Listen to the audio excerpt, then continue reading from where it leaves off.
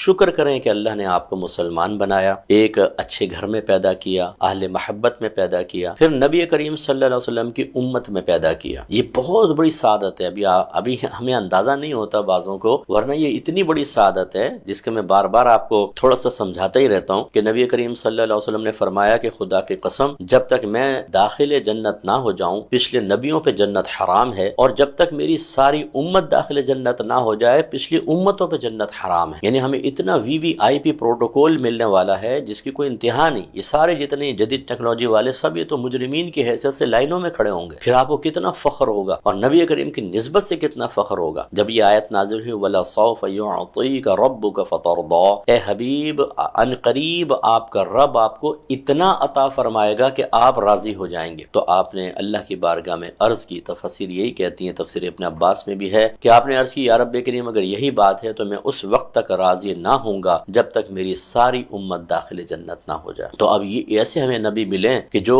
مطلب ہمارے لیے تڑپتے ہیں، روتے ہیں، دعائیں کرتے ہیں۔ ایک صحابی نے پوچھا رسول اللہ میں میدان محشر میں آپ کو کہاں تلاش کروں؟ فرمایا کہ میزان پر آ جانا۔ عرض کی اگر وہاں نہ پاؤں تو فرمایا پھر حوض کوثر پر ملنا۔ عرض کی وہاں نہ پاؤں تو فرمایا پھر پل صراط کے پاس ملنا۔ انہوں نے کہا وہاں نہ پاؤں تو سرکار نے فرمایا ان 3 مقام میں اس میں کسی ایک مقام پہ ضرور ہوں گا۔ تو علماء نے اس کی تشریح کرتے ہوئے بیان فرمایا کہ میزان پر آپ اس لیے نہیں ہوں گے کہ آپ کا نام اعمال تل رہا ہوگا، بلکہ جب آپ کے امتیوں کے نام اعمال تل رہے ہوں گے تو اختیار الہی کے تحت آپ بعضوں کے ہلکے ترازو کو بھاری کر دیں گے اور اس کی نجات کا سبب بنیں گے۔ ایسی جب آپ کسی کو پیاسا دیکھیں گے تو ویسے تو صحابہ کرام بھی پلا رہے ہوں گے، لیکن خود اپنے دست اقدس سے اپنے امتیوں کو حوض کوثر کے چھلکتے ہوئے جام پلا رہے ہوں گے۔ اور جب آپ ملاحظہ کریں گے کہ آپ کا کوئی امتی پل صراط سے لڑکھڑا کے گرنے والا ہے تو بعطاء الہی اس کو وہاں جا کے سہارا دے کر پار کروانے کا سبب اور وسیلہ بنیں گے۔ تو غرض یہ کہ اللہ تعالیٰ نے بہت بڑی سعادت سے نوازا ہے۔ ہم تھوڑی سی بھی نیکی کرتے ہیں وہ محفوظ ہوتی ہے، گناہ سے بچتے ہیں اس پر بھی اللہ تعالیٰ ہمیں اجر عطا فرماتا ہے، اور یہ ہمیں اچھی موت کی طرف لے کے جائیں گے، قبر کے اندر راحتوں کی طرف، میدان محشر میں عزت کی طرف اور جنت کی طرف۔